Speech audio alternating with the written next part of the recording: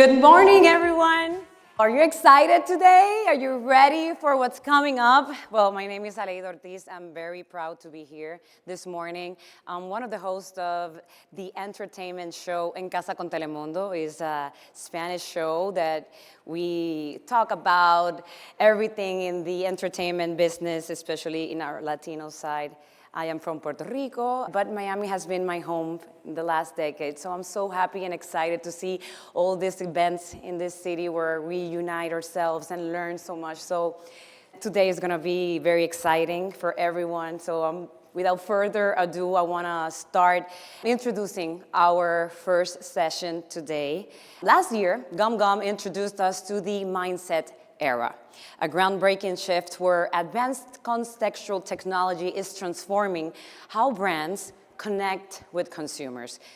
And this year, they are back with an exciting panel to showcase how this philosophy is driving real-world success. From overcoming privacy challenges to igniting creativity with AI-driven insights and reaching consumers at just the right moment, discover why the mindset era is the future of advertising and how it's already transforming campaigns today. So please join me in welcoming our panelists. First, we have Jennifer Peters, Director of DTC, MarTech, and Digital Compliance at Ollie. Angelique Miller, Vice President of Media Studio at Expedia Group, and Vini Rinaldi, VP of Media and Marketing Technology at the Hershey Company. Leading this discussion is Gum Gum's CEO, Phil Schrader. Let's give them a warm welcome.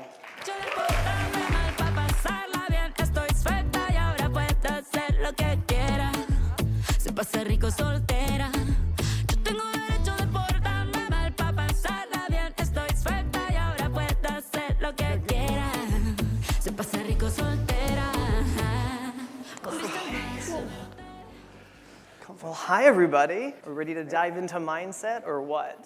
So really excited. Thank you all for being here. This is going to be an amazing panel. So we're here to obviously talk about mindset and connections. So three really incredible brands. And when we think of mindset, at least for Gum Gum, it's the moment in which an advertiser can connect when someone's actually ready to receive what you have to offer. It's being thoughtful around what they're experiencing in a moment and then how you can connect. So under that theme, why don't we kick things off first with what maybe was a memorable ad that you think back to from your own life experience that actually says something emotionally or connects to you. So why don't we start with you first, Jennifer, down there. Great. I loved the clapper. I know nostalgia is kind of the theme, but I feel like... That'd be amazing if we did it right now on the license. Oh, that would be crazy. I think they'd be really upset.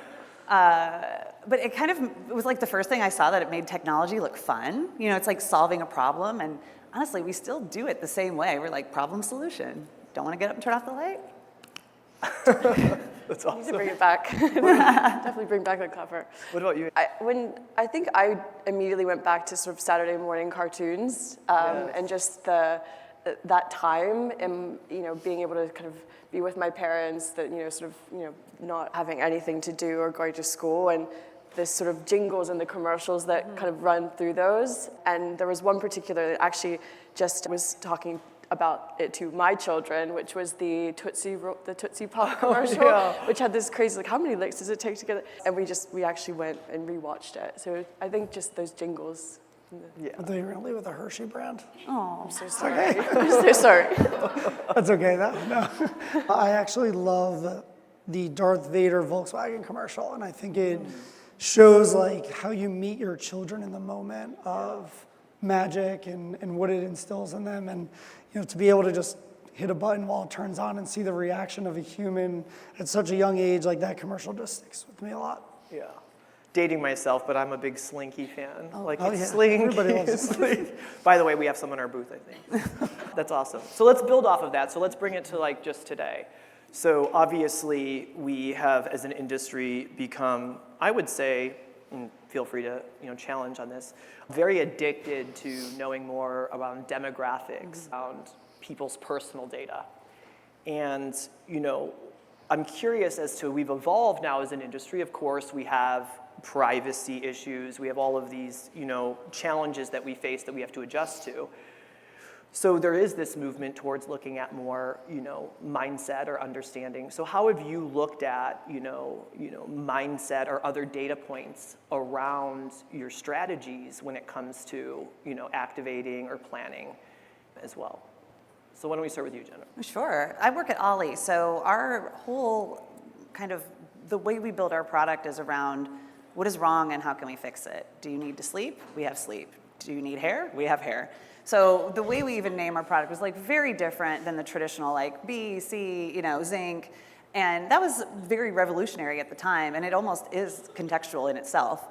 Is perfect for contextual advertising because people are trying to solve a problem. It's when versus the who. Like, when do I need this and what is wrong? And for us, that's a great fit because if you are experiencing menopause symptoms, you are probably looking for solutions. If you are experiencing the inability to sleep, you're looking to solve that problem. So to be able to be present where people are looking for that information, just the proximity alone, I think, helps us solve a problem for customers in a way that we wouldn't be able to otherwise. For me, travel is inherently personal, so I'm really excited about the shift towards mindset. It's bringing it back to less about the data points and more that, just remembering that we're human and that we can't be defined by 18 to 54. I think from our perspective, we have started to shift into just those behaviors, those emotions that make you want to travel, and then meeting the consumer wherever they are. And that doesn't necessarily mean ready to book now on Expedia. It's being able to have that conversation with them in many different ways. So I love this. It gets me really excited about creativity and work. Yeah. Yeah, and I think for us, we've got a very promiscuous category. So you're buying us on the go at all times. And for that mindset, it's a bit different. But when you really think about human connection, you think about the Hershey brand, you think about sitting around a campfire making s'mores, you think about Hershey Kisses and cooking and baking with those. So we've got to figure out when you're in that mindset, how do we show up very authentically, very naturally into really these occasions versus products? Because those are what are making people connect again better than they ever have. So we've got like two sides of the way we think about our business, and like just go buy me on the go, run around, eat chocolate. But really, how do I invoke your connection to my brands and create memories? And as we have a really good slogan, is more moments of goodness with your families, with your partners and friends and spouses, et cetera. Yeah, I would agree. I mean, I think it's quite interesting because I think what you're all addressing is the fact that your ultimate consumer isn't a paper doll. Right. They're not just two things. Like, I'm not just a CEO, I'm not just my age, right? You're other things, and that evolves in the moment, right? As trends happen, as I go through my own personal growth as an individual, my life changes, how are brands present amongst that journey? It shows actual true thoughtfulness, I believe, by brands leaning into that. So how has it started to maybe think about creatively? How has that started to influence creative, and how have you all approached now taking that lens? Because I preach a lot to lots of people. I was just even saying backstage, like, I just dream of the day that we get a creative brief from a brand that doesn't put demo data on there because I just feel brands are missing out on an opportunity to share what they are and what they're about and reach someone they didn't think really was eager to be a part of their brand. So curious how maybe the construct of mindset is now going into creative and using data and using that to maybe influence some more opportunities. And we'll start with you, Vinny, to kind of kick off what you just referenced. Yeah, I think the more we can understand how people are interacting in an occasion, the more the creative will evolve around it. And I'll use a couple examples, but when we think about a lot of our creative right now, it's a lot of brand focus, a lot of product focus. Again, buy me, buy me, buy me. At the end of the day, there's always going to be a sale. How do you use these insights, though, to really inform, again, around the campfire? You can't do s'mores without chocolate, period. So if that's the case, don't put the product as the only part of it. Put it about the occasion, the connections you're building, the moment you're creating with your family and friends around that actual occasion. Same could be said for Halloween. You're going to inherently buy candy on Halloween regardless. So make it about the moment, the trick or treating, the getting together, now there's trunk or treating. Take all those things and build creative that actually show people the value of the human connection. To your point, we treat everyone as numbers when really people have hearts. And I think if you kind of flip the switch into a creative moment, you can use the nostalgia, the reality of human connection to really rebuild the mindset of creative. Yeah, so just to play up that, would you echo that you think right now in your spot, like, yeah, we need to, at Hershey's and our focus on how do we get more into that moment. 100%. And that is what we need to do. And Yes. if there is data to help us do that, we've got to go beyond the demos. Would We you need say to that- win more occasions, more everyday moments. We've got a new opportunity that I don't think many people utilize, which is, if you have a baby shower, a wedding, you Yes. can customize Hershey Kisses based on colors or whatever you want and put them everywhere. And I think there's different moments and occasions to really be in somebody else's mindset that you wouldn't normally be in. And if we can win more of those occasions, again, all these things translate to the end goal, which is market share and sales. Yeah, and I love that you said that, even triggering like on the baby showers things. So, an example, just someone in my life had, been looking for baby stuff for a baby shower, right? And was buying a gift, but she ultimately also had struggled herself and had a couple miscarriages. So then to be retargeted after that moment, hard. she was not a new mom or going to be a new mom, and it was hard enough to do the shopping, right, and be there when you're going through something. To then have your history just be like, oh, this is what you're into, was actually a detriment, was actually hard. So it's nice to hear, like, even that triggered that experience for someone, that we have to remember what we also are doing as advertisers potentially in chasing just you're a number. Agreed. It's a really good example. Yeah, how about you? Yeah. I mean, we would be stupid if we didn't use the data that we have at our fingertips to inform like all of our creativity, right? So first and foremost, that we lean really hard into our own audience insights in order to create, amazing, impactful work. But from my perspective, Expedia at the end of the day is, it's a technology platform that allows people to book travel or to plan travel, and there's not really anything inspirational about that. So for me personally, in all of the work that we do, it's about, much like what you just described, it's the storytelling. It's making sure that you're pulling someone into an ad through a mindset. And that can look very differently for if we do put, let's just say we're targeting millennials. Like me as a 43-year-old mom looks different than another 43-year-old mom because I like, EDM music, and she likes, Good, we can talk after that. Perfect. My jam. We're two different individuals, and we need to treat them differently. Yeah. So it's all about the storytelling and crafting something that will resonate to that audience, and not just a number. Yeah. We very much have the here's the product, here's how you buy it kind of attitude for a long time. I think it's common in e-commerce, especially lower funnel.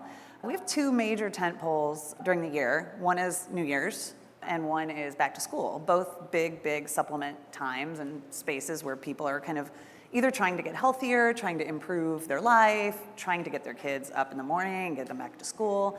So our approach to that is really trying to evoke a feeling and also to say to our customer, who is primarily millennial women, we see you. Like, we see you, we understand the pressure of having New Year's resolutions, and we see you, and if you could just do one tiny little thing to make your life better or make yourself healthier, then you've won. And our creative team is incredible at writing these manifestos for those two campaigns in particular of like, here's what we want to say to our customer. This is everything we do kind of comes under this umbrella, and we speak this language, and everything is really around making sure that they feel like they're seen and heard. Totally. Well, we actually now can take this to action. So we actually ran through our, AI contextual mindset platform some information for all the different brands. So curious as to like some of that we did share with you before. So first, like Vinny, first of all, Twizzlers are one of my favorite. And I am a black licorice fan. So there's probably 5 people in the room that are. So I am a black licorice Twizzler fan. But one of the things when we, he's gonna send me a box. My mom is also, Gotcha. So I will be the hero. But when we did have a lot left. Okay. Yeah. But But when we ran a lot of insight for you all, across our listening of everything we saw where we were seeing you guys show up, it was a lot on, ice hockey, interior decorating, coins, collectibles, scratch-offs, maybe things that might go with the demo around Twizzler, right? How does that then help you influence the storytelling with some of that interesting insight, something that is another data point? You're like, hey, let's take a step back and see, is that intentional? Has something been why we would see that, or is it an opportunity? I mean, we've never correlated Twizzlers to coin collecting ever. Right. But, it does resonate because when we think about Twizzlers, our demo, if we really looked at it that way, is 60 plus.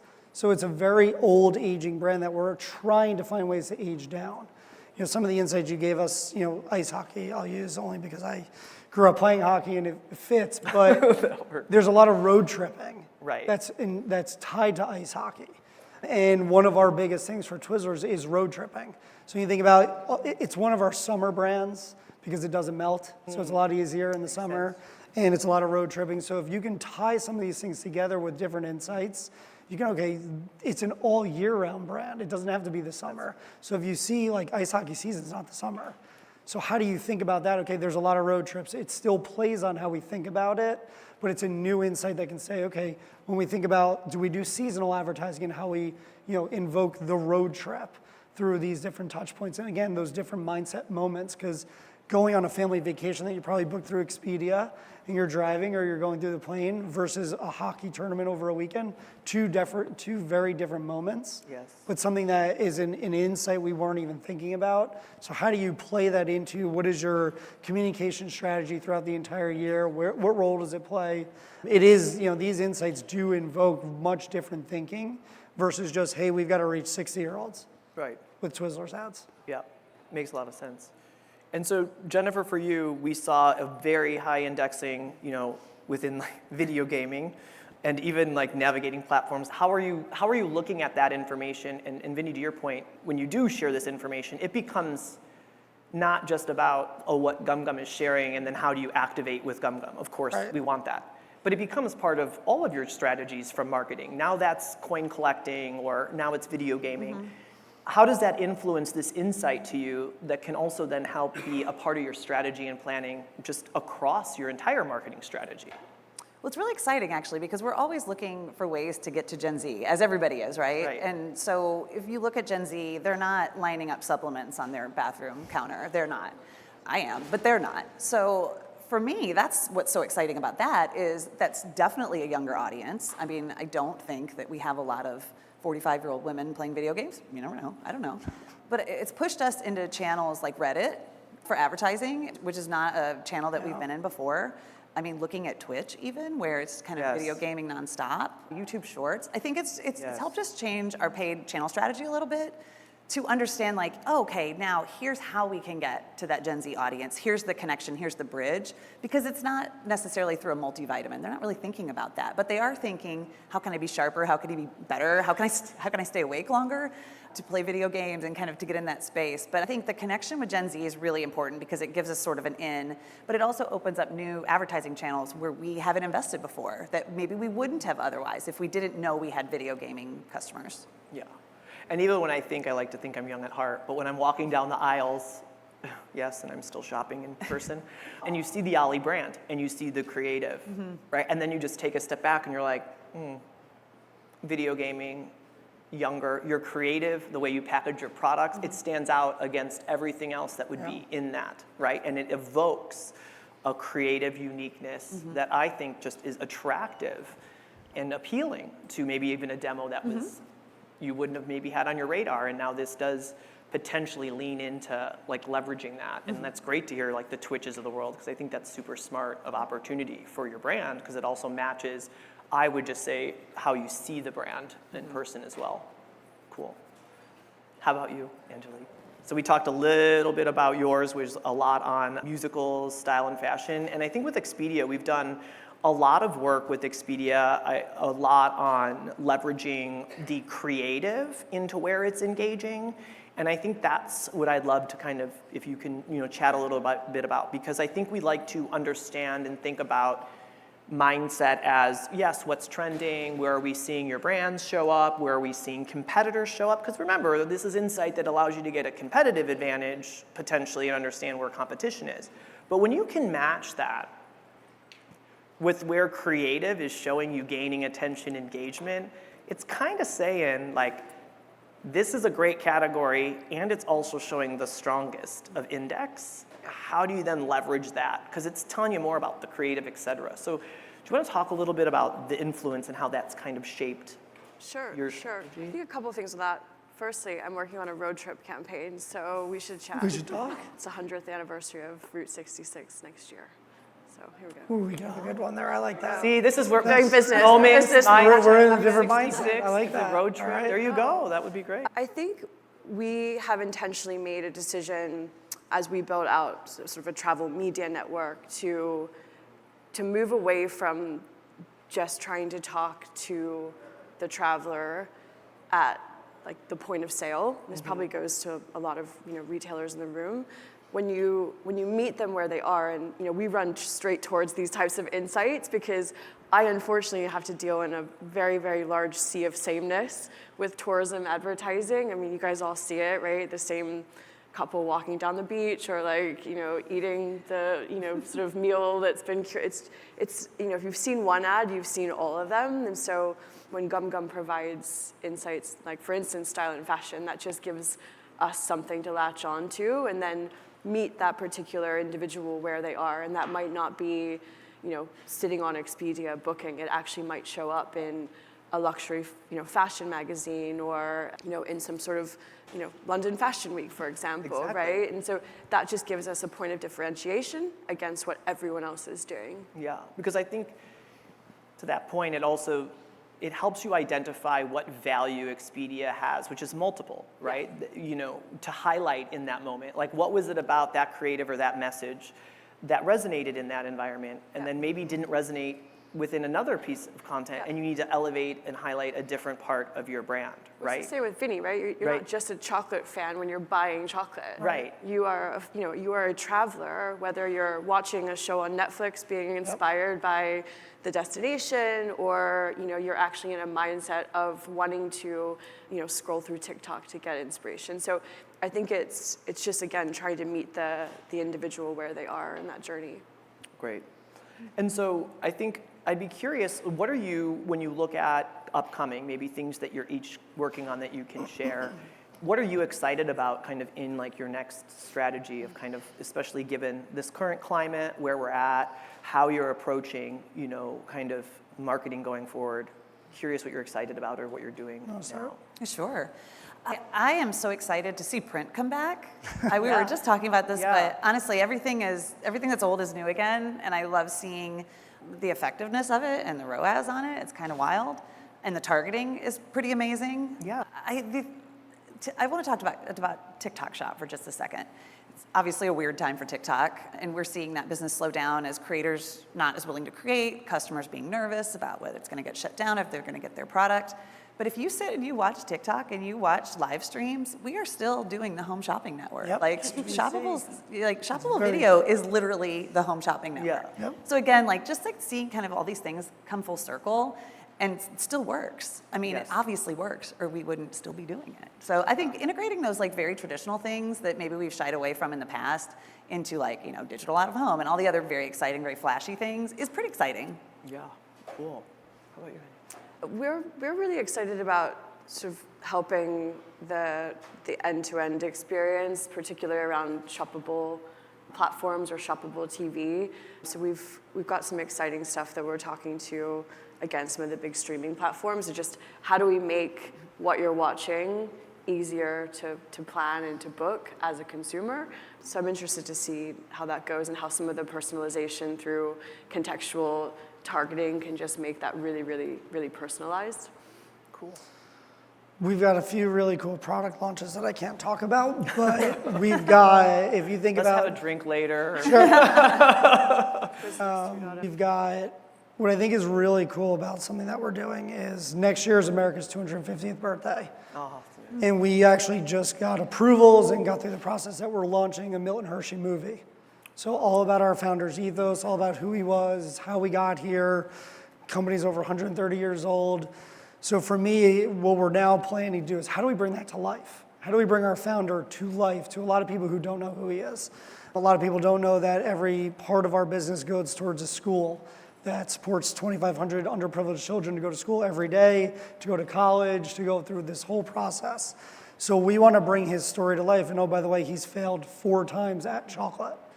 And then the 5th one, or the 4th one, which was Hershey, was finally when he hit it right. So like to tell that story around America's birthday and like kind of surround the moment with the Olympics, the World Cup, and everything happening is going to be a really cool, very different opportunity to bring, I would say, total media together, not just a paid ecosystem. Yeah. And I think even you talking about that got me more excited for the brand. So, I mean, as you're talking about what Hershey stands for, so I didn't know a lot of what you just said. Not many people know it. And so for me, just listening, it makes me want to make that choice. Yep. Right now, because I know more about what it took to get you where you are, Yep. know more about kind of the brands, I would say, vulnerability or transparency to what they stand for or how they got here. I think we don't realize as an industry how absolutely impactful that is. Yep. And sometimes is very difficult to quantify, but does influence our purchase intent. Would you all agree with that, right? Like even listening to some of the ways you're thinking about connecting gets me excited for all of you as brands, because I think it just shows that mindset, that moment, this is what's to come, and this is what I think a lot of challenges we might still face as an industry to get off the addiction of that demo or this last like purchase of this to, you know, really leaning into these moments and sharing that part and be surprised at how much that does influence, even if an MM model doesn't tell you that it did drive a result. How do you both feel about that as well, Jennifer and Angela? Oh, Kind of I opinion totally on this. agree. I think there's so much halo effect in everything that we do, and it's really hard to measure feelings. I mean, you can measure sentiment, there are a lot of things you can measure, but I feel like that human connection and the connection a brand has with their customer, you can't really measure that. No. And that's the thing that AI can't do. Like that's what we bring to the table, and that's what humans can do while AI is, doing decisioning in the background or whatever. Like we can build that. We can build that bridge. We can make that feeling. We can tell that story. I totally agree. Yeah. Well, no, I was just going to say, because in the rise of AI, we're all super excited. Everything Right. we do, we've been doing AI for 15 years to power all this, to understand it, to share that data. But it's meant to just move you to a place to then make and build off that human experience and take it to the next level. AI can get you really far, and if you leverage it, we believe you can then take that and then put your human touch on really making it magical and impactful. Yep. And that's really exciting to see that all of you are doing that as well. So thank you all so much. I appreciate the time today. And please swing by our booth. We have one Thank you. as well. So thank you all so much. No te vas a besar como yo, no te va a besar como yo, no está tan rica así como yo. Ella es tímida y yo no con estas ganas que tengo yo. Me atrevo a comérmelo todo.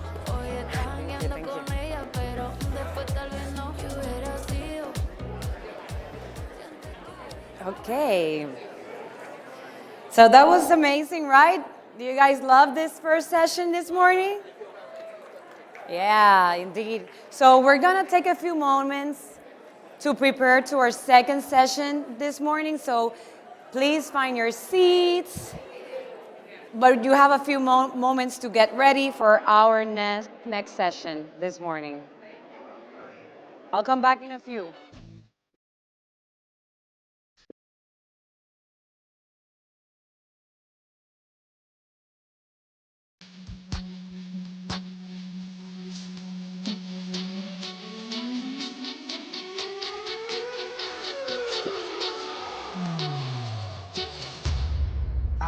DJ Megatron. This is Club 100.7. Tonight's gonna